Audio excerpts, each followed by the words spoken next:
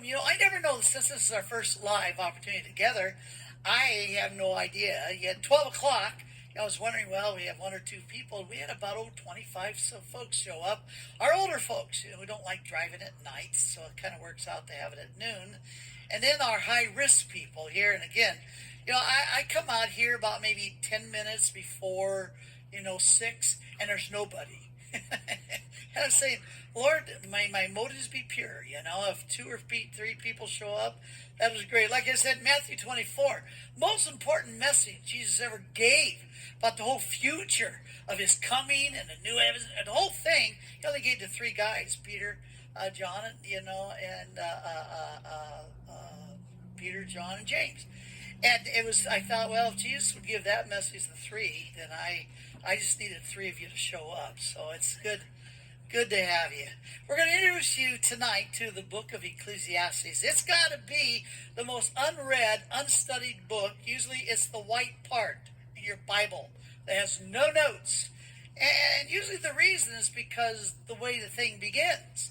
I mean, it begins with the words of the preacher, Kohelet. We'll talk about that in a moment. He says, the son of David, king of Jerusalem, vanity of vanity. All is vanity, says the preacher. All is, you gotta go, Mabel, let's read something else. I mean, this really sounds like a real negative. And then you hear that it's really a negative, sadistic. Solomon's probably a bitter old man at this time, and he's writing his bitterness. And so for that reason, a lot of people don't want to get into the book of Ecclesiastes. But I want to introduce it to you because the reality is this is his journal. This is Solomon. I mean, Solomon in 1 Kings 3, he's a little guy. Well, not a little guy. He's a young man. His dad dies. David dies. And God says, well, what do you want?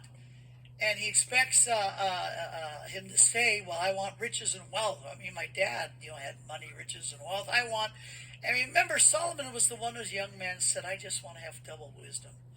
I want to have the wisdom so that I can rule these people. And God was so delighted at his request. God gave him double wisdom and then went ahead and gave him the fame and the power. And you know the story of Solomon. Well, here, he's the king. No one pushes him around. He refers to gold and silver as rocks and sand. The man had every fantasy that you ever dreamt about.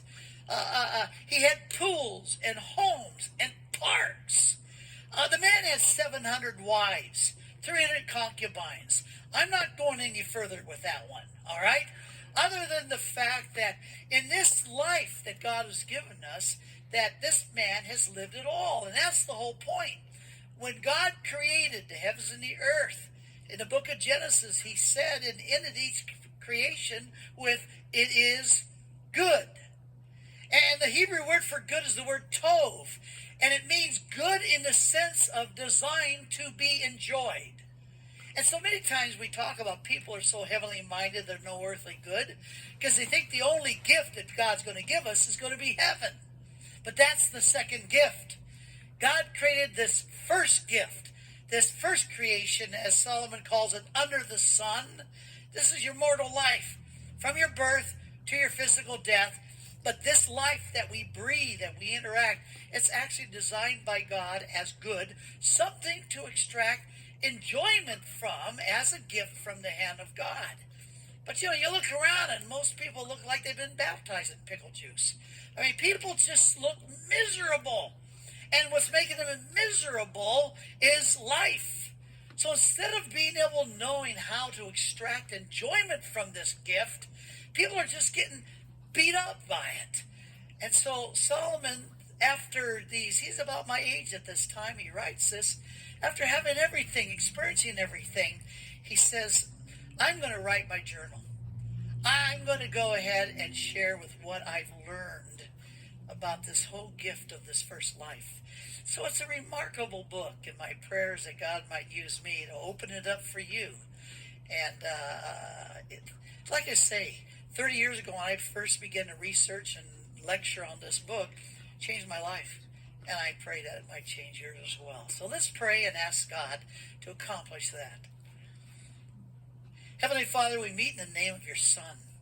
It's really the only name we ought to meet, because we know that we followed Christ. Because as we become more like Christ, he's the only one who ever heard you say, "This is my beloved Son in whom I'm well pleased." Father, we want to hear that as sons and daughters of a Heavenly Father, that one day we might hear, "Well done. This is my son, this is my daughter in whom I'm well pleased." And so, Father, we follow Jesus. We're his disciples because the more we can become like him, the more we know that we honor and please you. And so, Father, as we gather together here to learn wisdom, Father, it just doesn't hit us. We don't just naturally grow up and become wiser, wiser, wiser. Lord, when I look around, this seems like we just get more foolish, and more miserable. And so, Father, we want to learn wisdom. It's like Paul prayed in Colossians 1:9. I pray that you grow both in knowledge and wisdom. And so, Father, this wisdom book, I pray that you'd open it up to us tonight. And I pray for this in the name and to honor Jesus Christ. And God's people said, amen. This is kind of an outline, syllabus flow. Kind of is what I do when I teach at university. So it's just to help you, kind of little introduction. Take it back, read it tonight. It will help you. It will put you to sleep. All right. And then the book. If you didn't get a book, that's a gift. I know you. This is America. You know this. You get this and a free lunch. No, free lunch you have to pay for. But this one really is free. And so feel free. If you didn't pick one up, pick one up. That way you don't have to work so hard taking so many notes, because they're all there in the commentary. All right. Most of the commentaries I've researched out of, they're all highfalutin scholastics about the poetic structure, and this and the pessimism. And I just thought, I'd like to write a commentary just for, the man that Solomon wrote his journal and wanted to share it to the businessman, basically, to the common folks. And that's what's really is behind this particular commentary that we've given to you. Now, let's go back. If indeed that God intended this creation, this life, he'll use that phrase, under the sun. It means from your physical birth to your physical death. That's the gift, the life that we breathe, the interaction we have with each other. It began pretty simple. I mean, the only dilemma we had, the only confusion we had was why do I have to have chocolate ice cream instead of strawberry? Or why do I have to go to bed an hour before my older sister? But then little by little, we live this life and our dog dies. And we want to know where Bowser went. And we get some kind of cluttered answer from our parents, and a worse answer usually from the pastor. And so as we start getting older, this world starts getting a bit confusing. And so what happens is that we then hit junior high and we start going crazy because our unanswered questions begin to widen. The tensions. We all have that talk with our father, son, daughter, the world's not fair. And we've all heard it and we go, okay, the world's not fair. But we don't like that answer. And we don't like the fact that as we get older, it appears more and more like the world's not fair.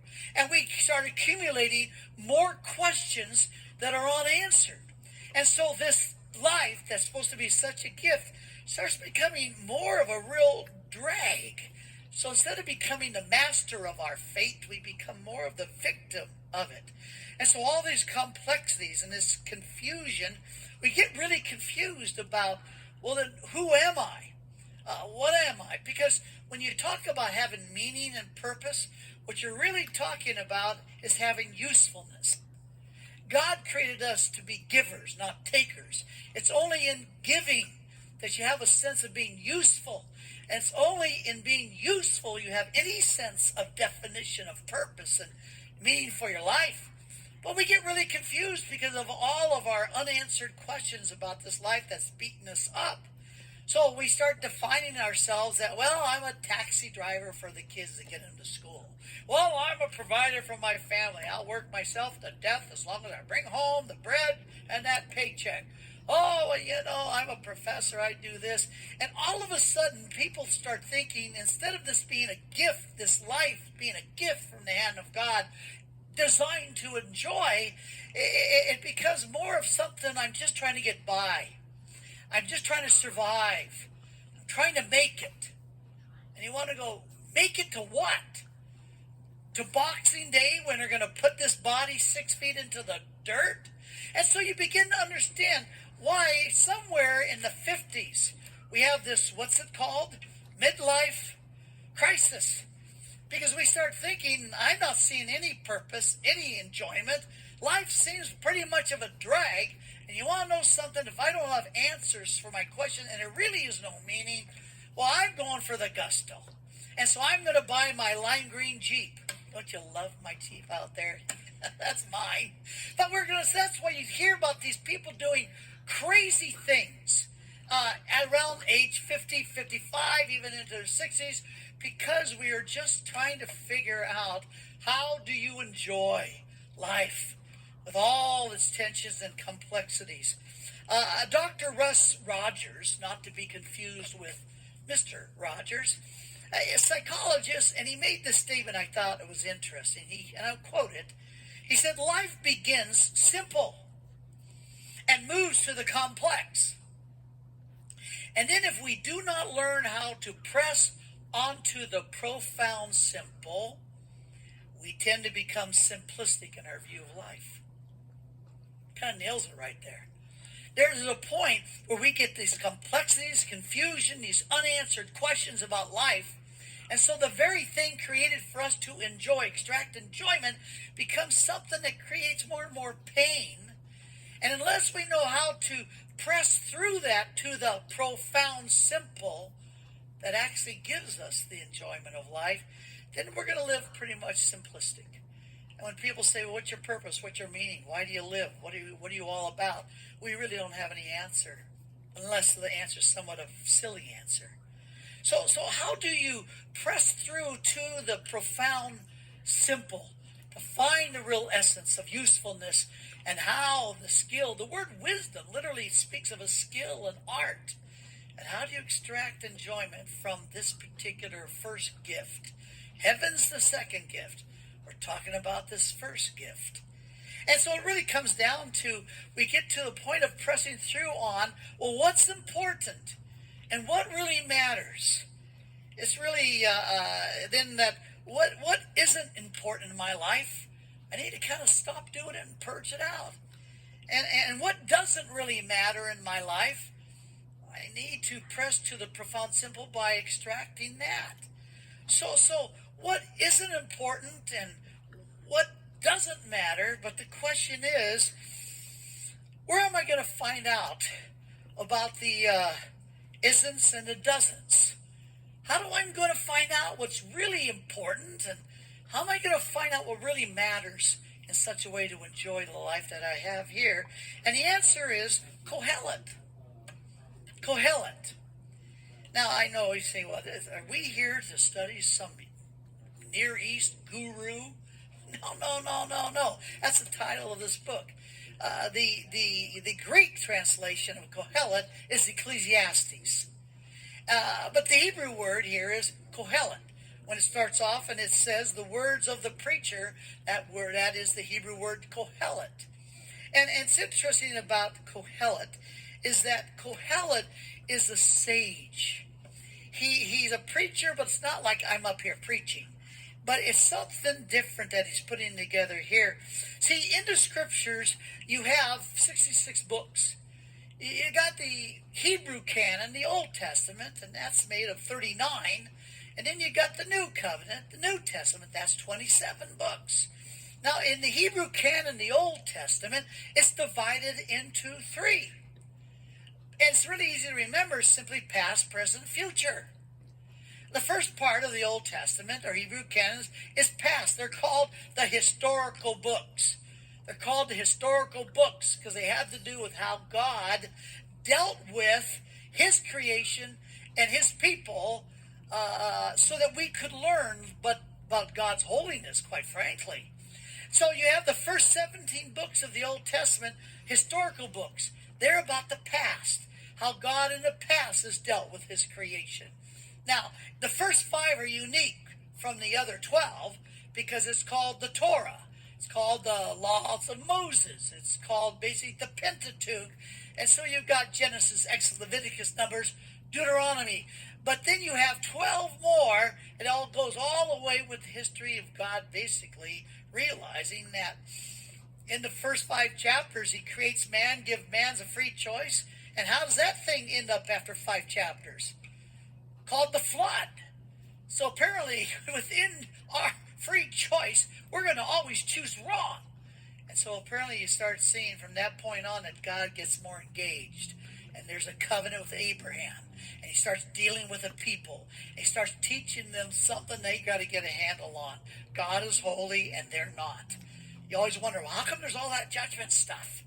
But with all that judgment stuff is all this blessing stuff. Because God knows we got to learn something that we don't have a clue about. That holy means God is perfect. And we are so far from being perfect. But God knows unless we have this respectful fear of God, we're never going to respond in obedience. But it's only in obedience to him that we're going to be able to extract the enjoyment of the gift that he's given us in the first place. So, in the, what is Kohelet? Oh, by the way, finish your point, Darryl. So you got the 17 historical books. Now you got future. You have 17 future books. They're called the Prophetic Books. And those are, see, you have 5. The first 5 are kind of unique. They're called the major prophets. And then that's followed by the 12 minor prophets. I say, why do you, the first 5 are major prophets and the other 12 are minor prophets? Well, the major prophets, these guys are about 6'2", and the minor prophet guys are all under 5'6". Now, that's not true. It's just there are bigger books, all right? But you have basically the 5 major prophets followed by the 12 minor prophets, but those 17 books have to do with the future. So they're the prophetic books, how God will deal with his creation in the future. So you've got the past, the historical books, you got the future, you've got the prophetic books, but sandwiched right in the middle, you have these 5 books called wisdom literature, or the wisdom books, and they have to do with the present tense. No matter when you live, these 5 books have to do with how do you experience, how do you learn the skill, the art of extracting enjoyment from this gift that God has given us, this first life that we have. So that's how the Old Testament is put together. And the book of Kohelet, Ecclesiastes, is one of these books, wisdom books. Now, as far as what is Kohelet, in Hebrews chapter 1, verse 1, it says that God, long ago in many ways, many portions, he spoke to us through the prophets, and in these last days he's spoken to us in his Son. When God reveals his mind, his thinking, how do you get from there to here? And the answer is that God first would use priests. Moses was a priest. And God would speak directly to the priest and direct the priest to speak his mind to the people. So that was direct revelation. So that was one way God spoke his mind to us. And then there were the prophets. God would fill their mouth with his words, and they would proclaim his judgment, proclaim his blessing. So they spoke for God because God filled their mouth with his own words. And so you had the priests, you had the prophets, but there was a third way that God revealed his thinking, his mind, and that was through the sages. The sages were the wise men. And these were the ones that God did not speak directly to, but rather God permitted them to observe creation, to observe relationships, to observe how the world works. And God inspired them in such a way so they could recognize how things worked and why things were. And God permitted them to write down, and these were called the wisdom books, from the observation of life, by God inspiring them to be able to see what was true and what was foolish. So with that in mind, we actually found that in these 5 books, you have 2 kinds of wisdom. And remember, wisdom is that art, that skill, and how to extract enjoyment from this first gift of life.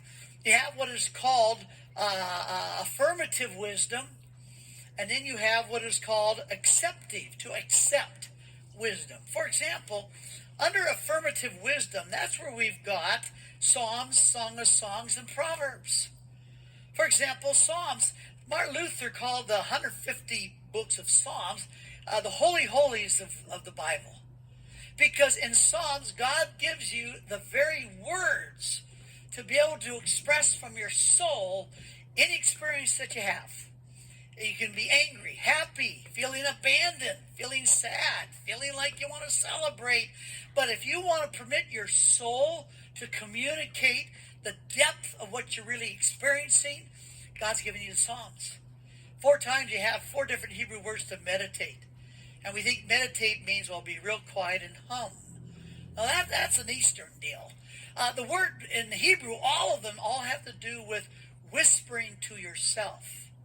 Whispering, it is self-talk. See, there's somebody, you know that you believe what they tell you no matter if they lie right through their teeth. And I'm talking about you. The fact that what you tell yourself again and again and again, you begin to embrace. So the Psalms is all about meditation. It's the idea, well, then if you know you're going to believe what you keep telling yourself, then why don't you want to tell yourself the truth? Because wouldn't you want to make sure you got that one straight? So Psalms is basically we call affirmative wisdom in the sense of that this is how we express what we deeply feel.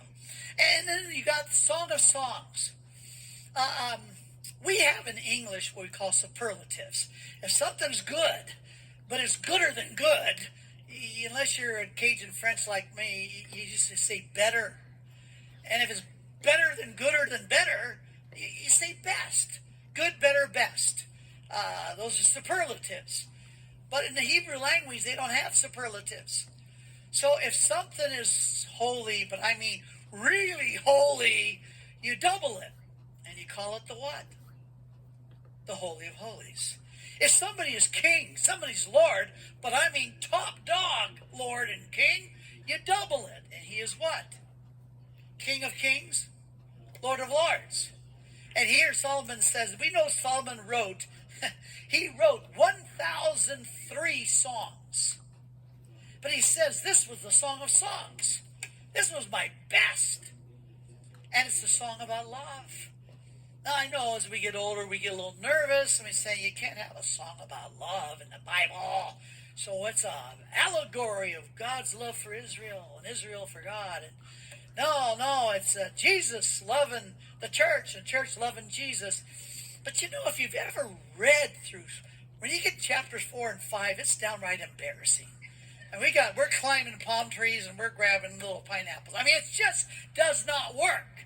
It is basically talking about that Hugh Hefner did not create love.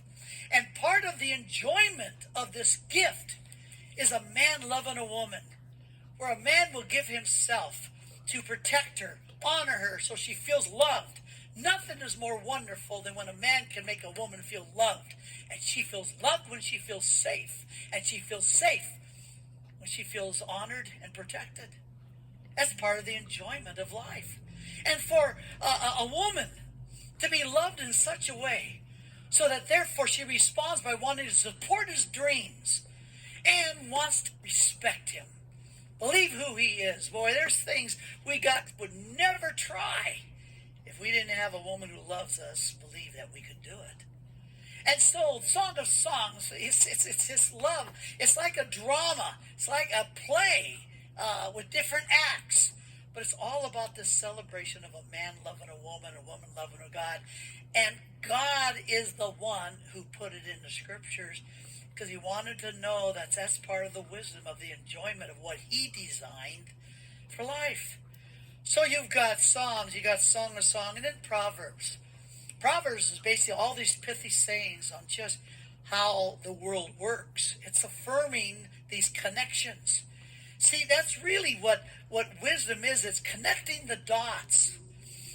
Would it be helpful to you if you knew that if you make certain choices, these will always be the consequences, and you connect the dots? Or if you knew that if you behave this way, it will always have this kind of result, would that not be helpful in your success of life? And that's all wisdom is. I've always said all wisdom is, as you get older, is the accumulation of, boy, I'm not going to do that again. And it really is basically putting those dots there. So listen to us, old guys, so you can keep yourself some pain and suffering. But that's all wisdom is. It's connecting the dots. And if you could learn how those dots, how behavior, consequences, decisions, results, if you could make that prediction, that's going to help you be able to extract the enjoyment of life instead of being miserable, making the same mistakes and suffering the consequences again and again and again. When God created the heavens and the earth, he did not want it to become physical chaos.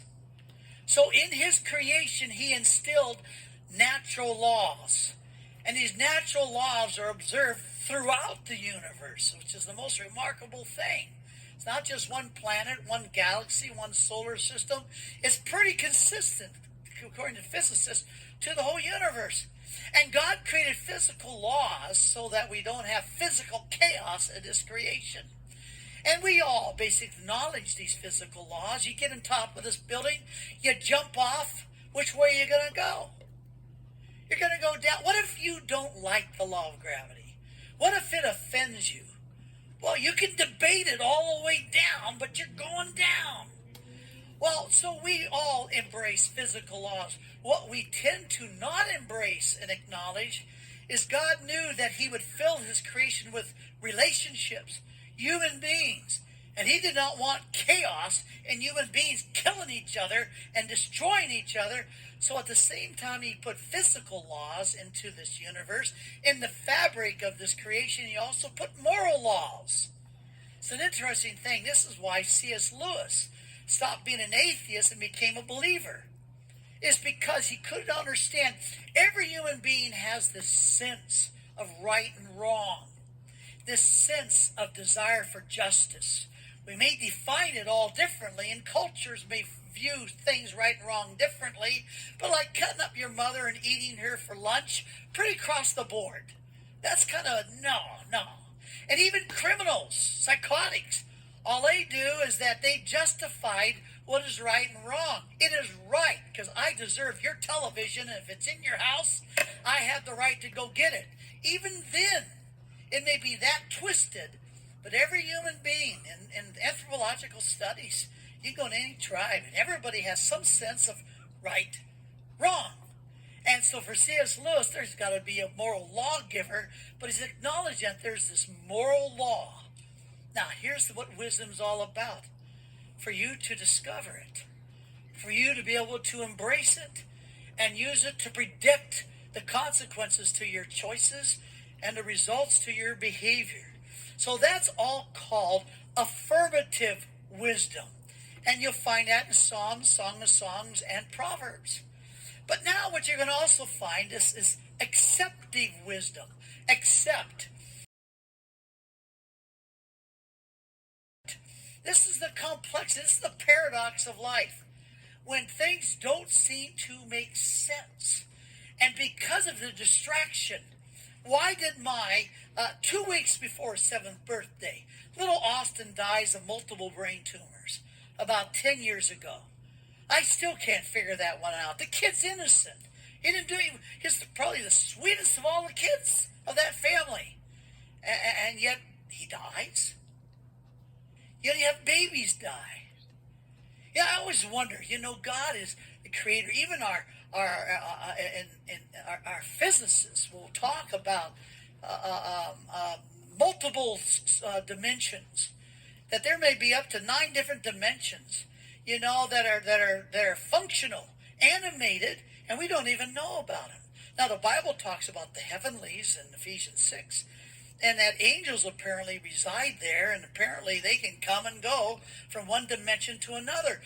What if, I don't know, put this in pencil, but what if that the idea of God conceiving and giving birth to life is in this dimension?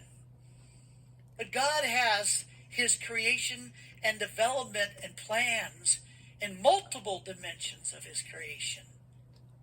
And God basically populates his will being done in all these dimensions. So therefore, what we would see is something horrific as the death of children and babies.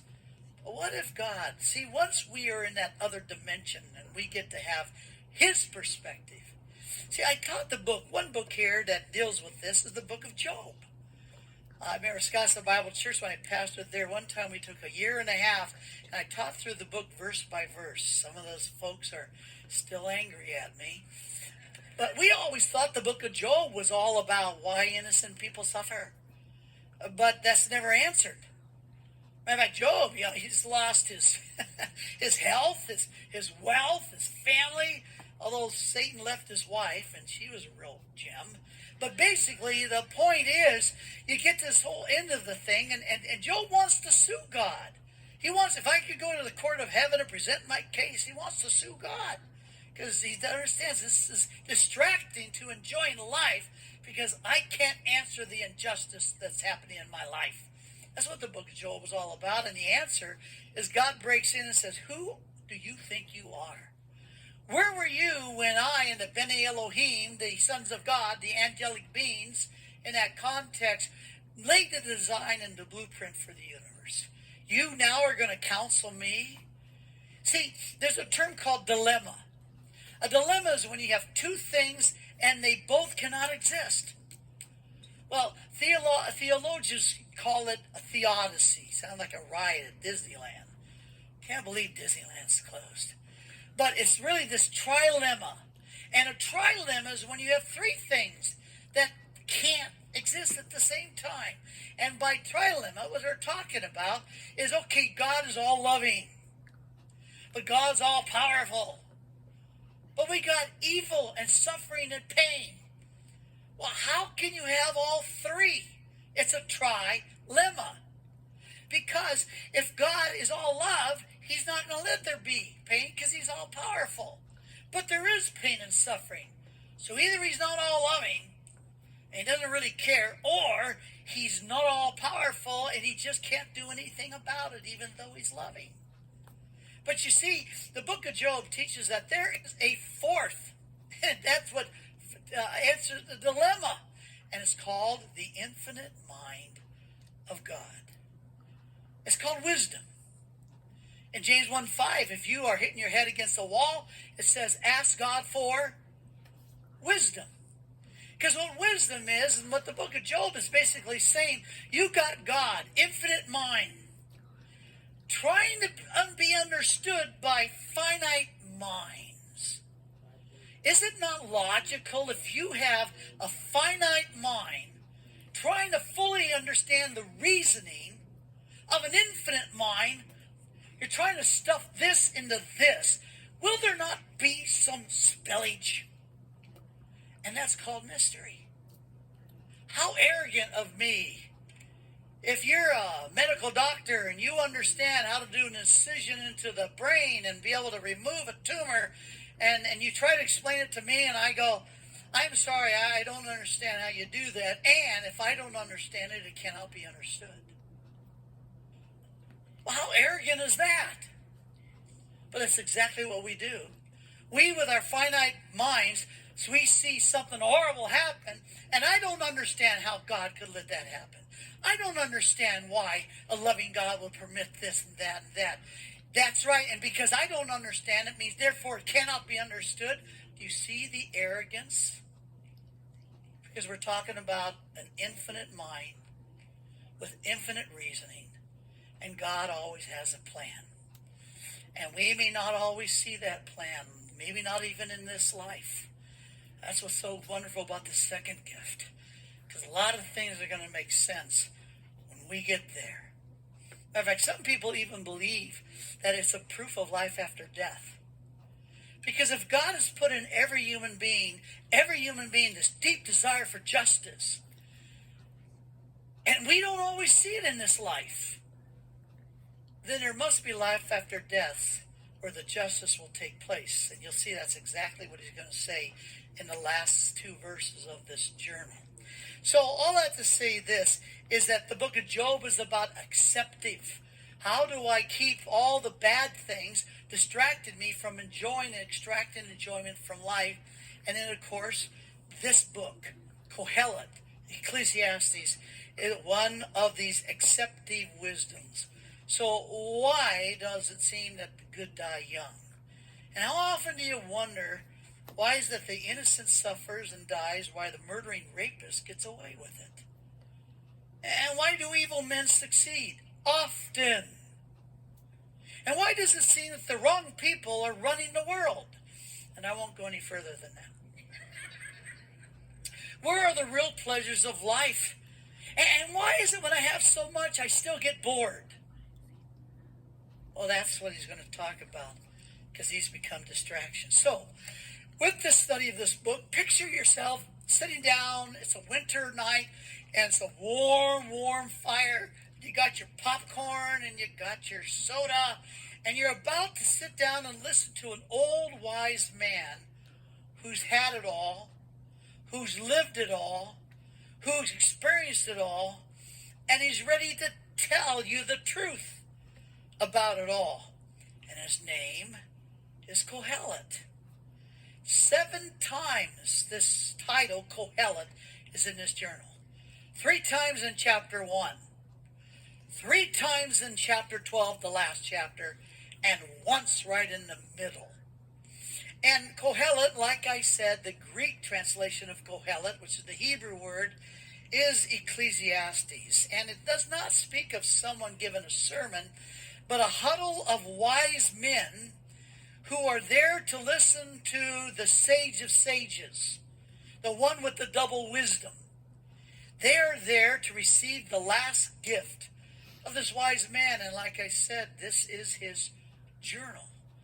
This is Solomon's last gift. And what's interesting about Solomon is that it says, we'll see when we get chapter 2, it's strange. He says, I used my wisdom to do the foolish thing. In other words, you have twice where it says, and God was angry at Solomon. Twice it says, and Solomon was disciplined by God, especially when he went after foreign women, and he just was a big disappointment at times. But here's the thing, when we do something dumb, it's because we thought it would be smart. But when he did something dumb, he knew it was going to be dumb. But he used his wisdom to say, but I want to learn what happens when you do something dumb like that. So he viewed that his life would be an experiment. That if we're looking about how can one extract every experience from this first gift of life, he would have the money, the position, and the wisdom to do it. And now he comes to the end of his life and says, and let me tell you what I learned from my journal. See, this is unlike that painting. I read of a teacher study grant seminar. And there's one particular man apparently painted a painting, and then he was to explain what he was trying to say. But it was an expressionistic painting with abstract swirls, and this is what he answered with. He said, when I finished painting this picture, I stepped back, and it didn't say anything to me. Then I turned it on its side, and still it didn't say anything to me. So I turned the picture upside down, and that's what I wanted to say. Well, maybe that's true of this picture, which means this guy is really a Fruit Loop, I think. But the point being, Solomon doesn't write this upside down. He doesn't write this sideways. And the reason some people think this is a pessimistic, negative book is because Solomon is one of those you can't handle the truth things. He just says it raw and straightforward. This is why this has been called a thinking man's book, a thinking woman's book. And so, who wrote this book? Who wrote Kohelet? Well, we already got the clue when it says the words of Kohelet, the son of David, the king of Jerusalem. There's kind of a clue. Who do you think this is? He's made a pretty clue. It's Solomon. This is David's son, Solomon. And we know all about this man, Solomon. Well, what's interesting is so Solomon now is going, he's aged, probably a little older than I am at this time, and he's going to now write down what he's learned about life, good and bad, the foolishness that he did, as well as the times he honored God and what happened. So now why Kohelet? You say, well, why do the study at all? Interesting. In the ancient days, the book of Ecclesiastes was called the black sheep of the Bible, because ancient rabbinic schools would argue whether or not this book would, quote, defile the hands. So if you get a little nervous about, as we go through this, we've got little things there that will clean the defilement of your hands and remove your disinfected stuff. But the reason some people, when they look at this book, and many think, well, it's a negative book. It's a depressive book. This is a bitter old man who's bitter towards God, and he's just throwing up over all of us, this bitter book. And I understand how they come to that conclusion. I mean, when you start the book in verse 2, vanity, vanity, all is vanity. And then you look at like verse 17. And I set my mind to know wisdom and to know madness and folly. And I realize that this also striving after win, because in much wisdom there's much grief, and increasing in knowledge results in increasing pain. Chapter 2, verse 11, he says, thus I considered all my activities which my hands had done, and the labor which I had exerted, and behold, all was vanity and striving after the wind, and there's no profit under the sun. Chapter 3, verse 19. For the fate of the sons of men, the fates of beasts, is the same. As one dies, so dies the other. Indeed, they all have the same breath, and there is no advantage for man over beast, for it's all vanity. All go to the same place, all came from the dust, all is going to return to the dust. Chapter 6, verse 12, he says this, for who knows what is good for a man during his lifetime, during those few years of his futile life? He will spend them like a shadow. For who can tell a man what will be after him under the sun? Chapter 7 says this in verse 15. He says, I have seen everything during my lifetime of futility. There is a righteous man who perishes in his righteousness, and there's a wicked man who prolongs his life in wickedness. Do not be excessively righteous, and do not be overly wise. Why should you ruin yourself? Well, that's a good verse if you're thinking about going to school. Chapter 9, he says this in verses 4 and 5. For whoever is joined with the living, there is hope. Surely a live dog is better than a dead lion. For the living know they will die, but the dead do not know anything, nor have they any longer a reward, for their memory is forgotten. Hey, let's read this book. I mean, you understand. You see that, and you kind of go, I'm not going there. This is a negative. But you see, I understand in real estate, what are the three most important words? Location, location, location. In Bible study, the three most important words, always, context, context, context. And by me simply ripping those verses out of context, of course it makes it sound like this book is absolutely horrible. But here's what's strange. If this is a horrible book, why do you find that Solomon becomes an advocate of enjoying life? 17 times in this book you're going to find the Hebrew word simha. With this Hebrew root, it means gladness, pleasure. Simha, the verb, means to rejoice. So let me read some other verses that are in context. For example, chapter 2, verse 24.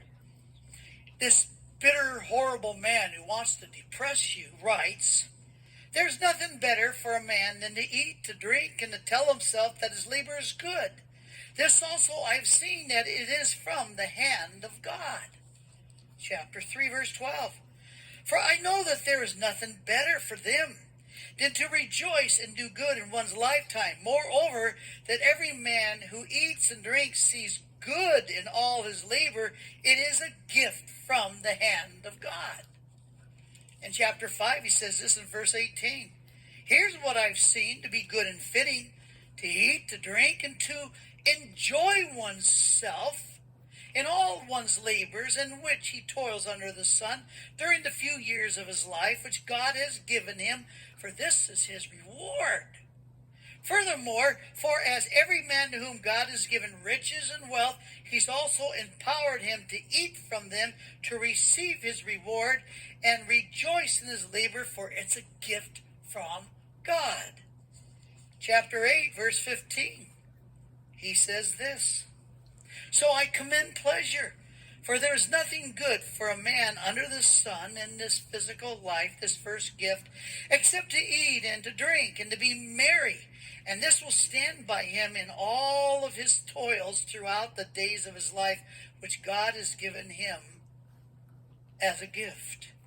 Chapter 9, verse 7, Go then, eat your bread in happiness, drink your wine with a cheerful heart, for God has already approved your works. Let your clothes be white. You wore white when you're celebrating all the time. And let not the oil be lacking on your head. Make sure you comb your hair when you go to the party. Enjoy life with the woman whom you love all the days of your fleeting life, which he's given to you under the sun. For this is your reward in life and in your toil in which you have labored under the sun. So is this the same guy? Because this guy's talking about how to extract the very enjoyment of life that God has given you. So whenever you're studying somebody's journal or a book, you want to do three things. You want to first look at the preface. Preface is when he says, here's what I want to say. Then you look at the conclusion. And that's where he's going to tell us, here's what I've said. Then you go and look at the flow to see if he actually says what he wanted to say, so he conclude the fact that he said it. So with that in mind, let's go to the preface. And by the way, in case you're starting to go, how long is he going to go? Not to worry. 10 more minutes and we're done. I'm not doing the whole book tonight, all right? But the preface is verse 1, and as you already saw, he says, the words of Kohelet, the son of David, the king of Jerusalem, Solomon, vanity of vanities, says the preacher, Kohelet. Vanity of vanity, all is vanity. So his preface, his theme, he says, I want to talk about the basic essence of life. If you're going to extract enjoyment from life, you need to understand the basic essence of life. But you're never going to know how to do it. And he's going to say the basic theme of life is vanity. But that's a bad translation, because in our mind, our English word vanity means vain, purposelessness, meaninglessness. As a matter of fact, the New International Version translates this, meaningless, meaningless, says the teacher. Utterly meaningless. Everything is meaningless. But see, this is the Hebrew word, and it's not the message of the book, Havel. You can remember that. Life is not hell, it's Havel. Hevel. And Havel, you look in a Hebrew lexicon, and it doesn't mean vanity, it doesn't mean meaninglessness. The first 6 definitions primarily means vapor. He's simply saying that life, you got to understand, if you're going to extract enjoyment from life, you're going to have to learn how to extract enjoyment from life as a vapor. Because life flies right by you. It goes right through your fingers. And if you don't have the wisdom and the art and the ability to extract from the window of the moment, because you're never going to live in the future. You can plan for the future, but you're never going to live there. And you're never going to live in the past. You can learn from the past.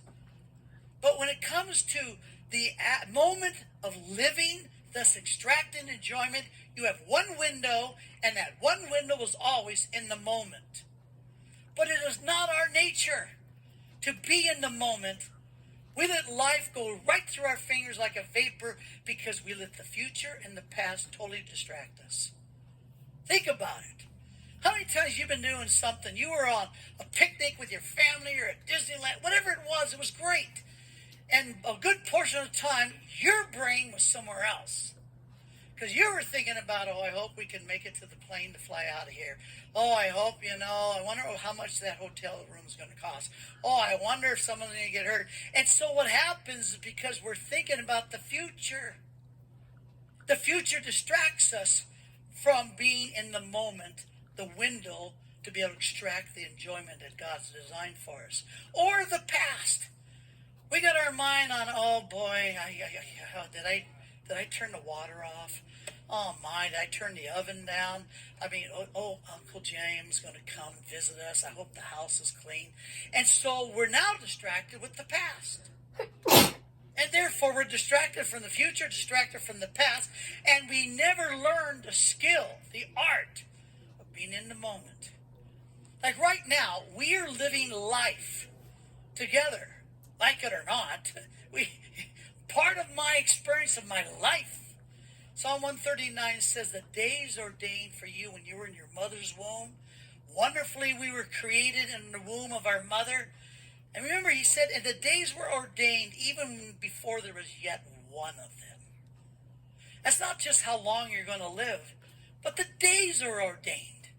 God had a plan for today, for my life today, at least for this 45, 50 minutes.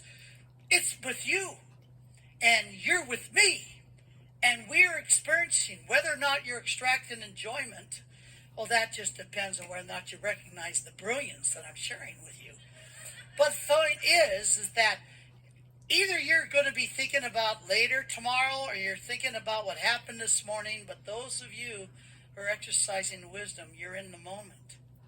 You're absolutely here in the moment. So what he's talking about here is a picture that I've used. Picture this as a giant conveyor belt. And every 24 hours, you get an apple. Now, the apples are different. Some apples are better than others. Some are sweet. Some are sour. Some got a little maybe worm in it, but it's an apple. Every 24 hours, you get an apple. But you know what we do? So here comes my apple for my today. Here's my today's apple. And what am I doing? Did I tell you about the apple I had back in 67? Oh, man, let me tell you, I had the greatest time 2 years ago. Last week, that apple was fantastic. So anyhow, I'm talking and thinking and focused on the apple that already went by. Meanwhile, this apple, for this moment, goes right by untouched. Or, the apple comes and we go, are there any bigger apples coming down here? I mean, I can't wait till I get married, or I get a job, or I graduate from school. I mean, when finally I own my own home, then I know life's going to be great. And so what happens is that we are looking for the apples coming down the line, and the apple I have for today just goes by untouched. And what he's saying about is that take every apple, every moment, and take the biggest, luscious bite you can have. You're going to hug your kids, hold on a little longer. You're going to kiss your spouse, and why don't you make it worthwhile? In other words, it's that wisdom of how to be in the moment. Ladies, what is the biggest thing that bothers you about us men? Your mind is somewhere else. Because we're problem solving, we're doing this, but really what's happening is we're not understanding that if I'm going to enjoy and extract enjoyment out of this first gift of life, I've got to enjoy it like I would enjoy perfume.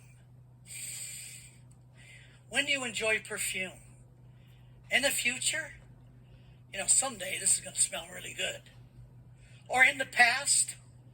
Boy, I remember 2 years ago, there was this great Chanel 44, whatever, it was great. No, again, ladies use a little bit too much of it. You may move into the present. But the fact is that the perfume as a vapor is designed to be enjoyed in the moment. moment. Why do you think he keeps talking about eating and drinking? It sounds so unspiritual.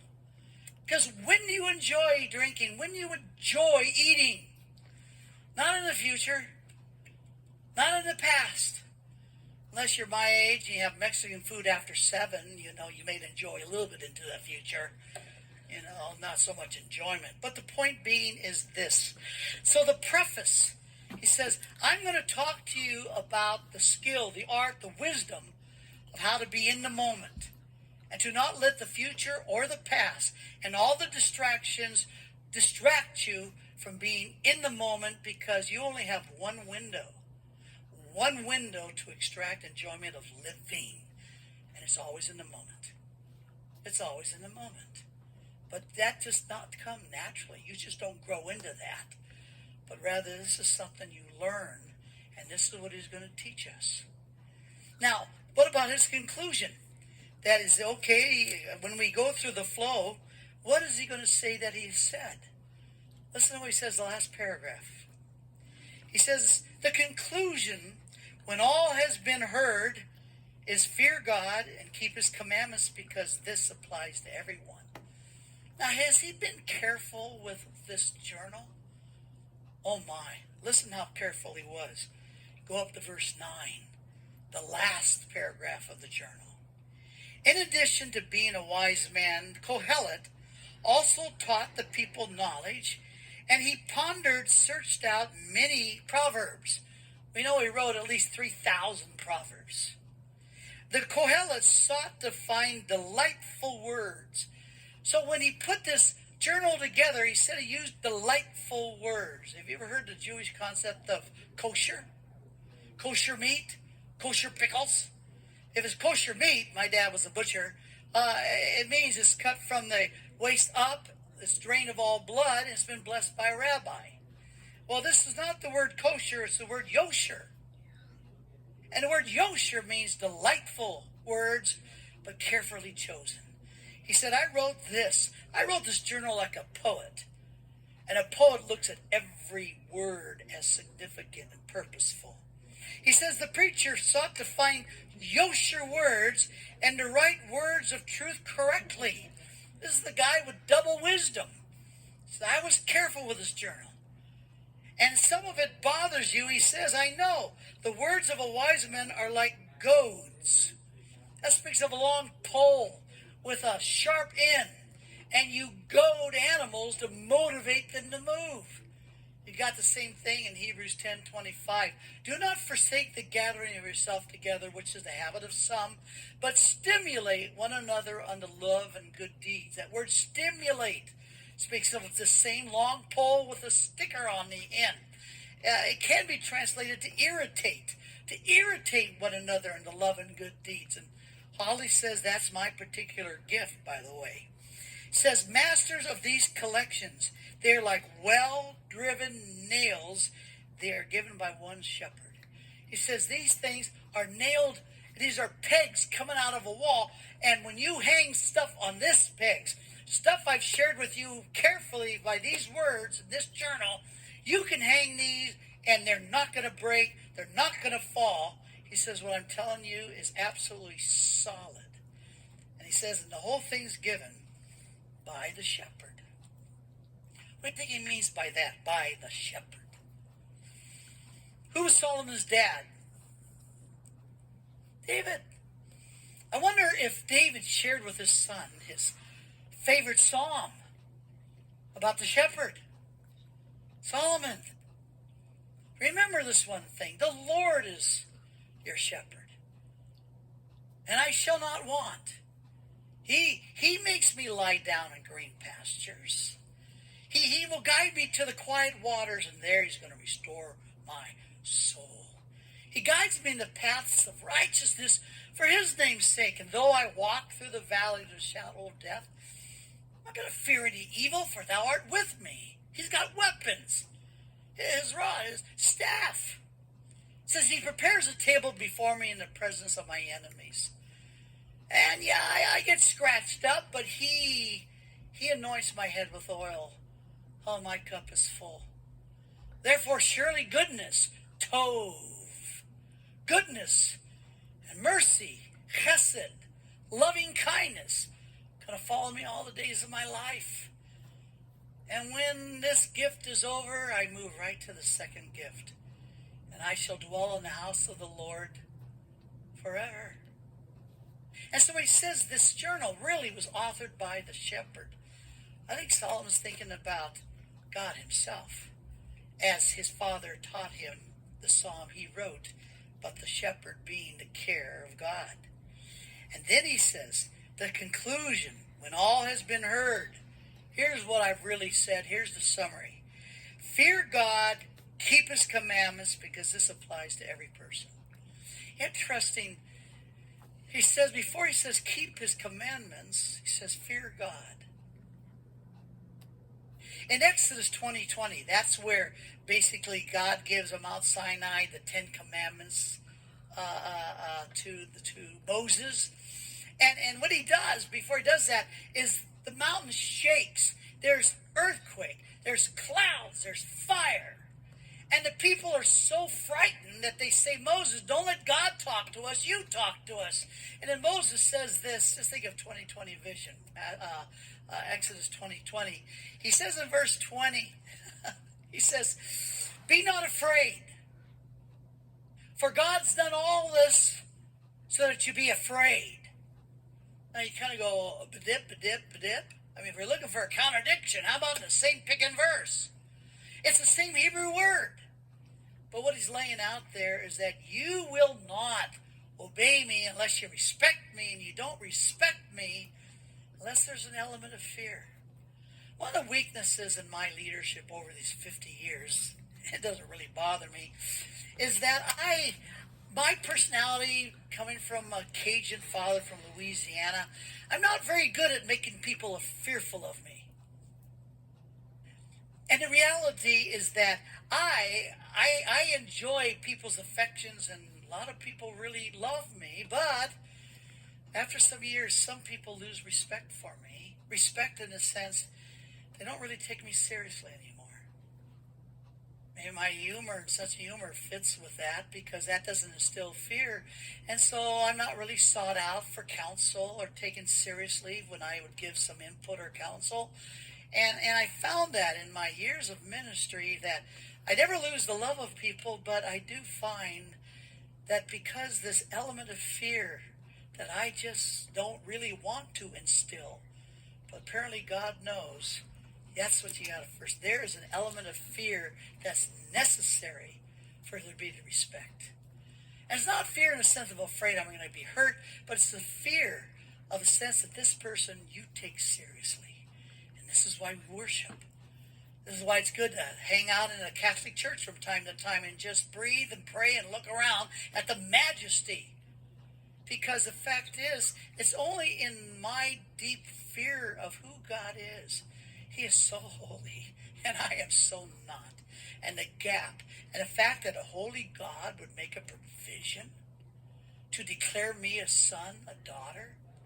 2 Corinthians 6:19, he says, I will be a father to you, you'll be sons and daughters to me. That's the most remarkable thing. Holiness of God, and he takes us unholy, imperfect, and he lets us become holy children.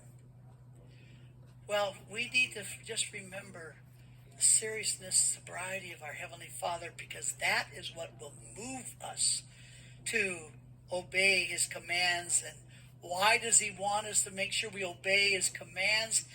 Because that's how we extract the enjoyment of the gift that he's given.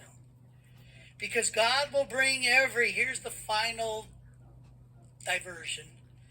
Because God will bring every judgment, every act to judgment, everything which is hidden, whether it's good or evil. Like I said, what is it that kind of messes us up? It's the evil issue. God says, this last thing he says, journal, don't let the presence of evil and injustice distract you from extracted enjoyment of life, because God will bring every act to judgment. And if it doesn't happen in this life, it's going to happen in the next. So you don't have to worry about bringing justice. Vengeance is mine, Romans 12, thus saith the Lord. And I tell you, I cannot find a verse in the Bible that tells me to punish sinners. I'm to expose. I'm to tell the truth. I'm to love. I'm to share with them. But you can't show me one verse that God has given us the responsibility to bring punishment and judgment upon sinners. Vengeance is mine, thus saith the Lord. And he means it. So I don't really have to worry about it. And without that distraction, I might be able to really focus on the moment and begin to extract actual enjoyment. Even in a season of oppression, a pandemic, even in a season of COVID, people kind of think, well, aren't you a little shallow? Oh no, I'm just wise. Does this make sense? Well, we'll pick it up and get to verse 2. We'll move a little quicker, I promise. Next week. God bless you. We'll see you then.